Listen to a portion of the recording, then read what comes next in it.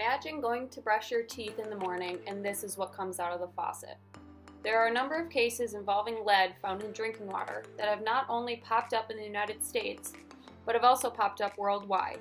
The direct effects that lead has on the body will drastically affect humankind if we do not take proper precautions. Once lead is in the body, it exerts harm through biological pathways that bear implications for behavioral, emotional, and physical health problems. 1 in 4 Americans may be drinking toxic water.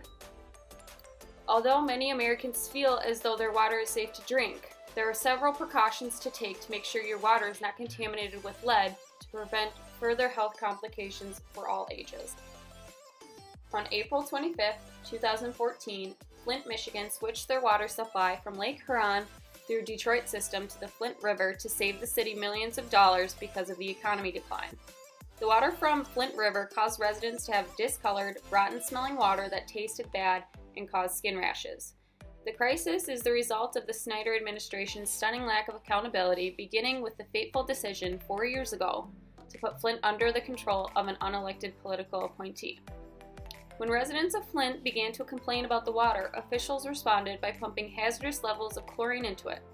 When the complaints persisted, officials assured residents that the water was safe to drink, repeatedly regarding clear evidence that it was not safe to drink. Flint authorities claimed that the water was initially contaminated with harmful contaminants, but that it was now safe to drink. It was concluded that the water was not treated properly. It was not until a pediatrician's public report confirming elevated levels of lead in children's blood that the state government was forced to admit there was a problem.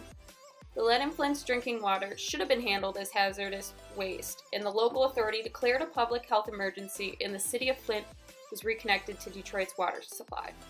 Here is a local resident explaining her current living situation in regards to the contaminated water. I have to keep water in the bathroom for the kids to wash their face and brush their teeth. I don't really feel safe with just the filters. I noticed that my water was brown and had a smell to it.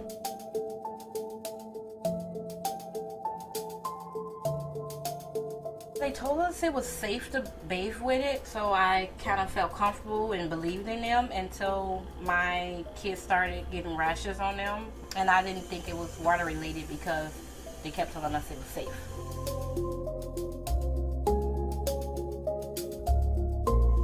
We got our filters installed about 2 months ago. They recently just started bringing water out to our apartments. At first I was going to the stores and buying water. They really need to change the pipes, fix that, and start us all over with fresh and good water. I'm worried about my kids' health, and that's number one. So I really consider leaving.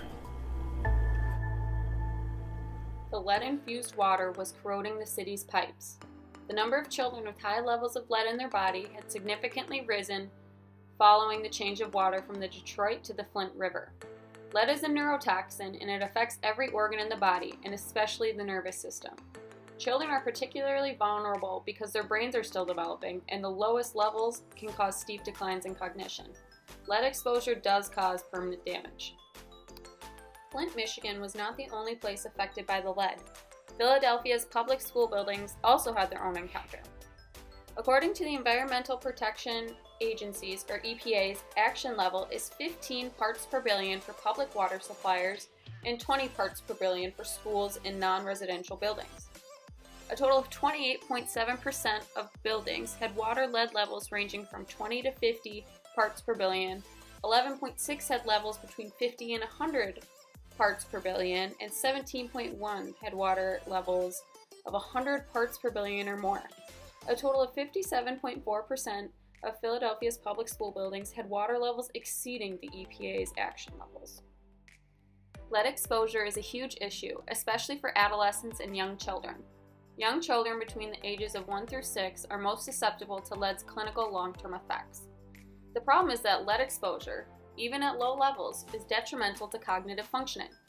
Lead's toxic properties stem from its ability to mimic calcium in the body and damage multiple areas of the brain, as well as neurotransmitter systems associated with executive function and mood regulation, potentially increasing distractibility and hyperactive behavior, as well as emotional response. Medical theories also link contributors with childhood asthma and obesity, as well as symptoms of anxiety and depression. There are a few ways that anyone can fix this problem. Check your pipes because many older pipes are made from lead. Run cold water for 1 to 2 minutes if lead pipes are present in your home. This is because lead is more soluble in warm and hot water than cold water. Regularly clean out the faucet's aerator to remove any chunks of lead and test your water.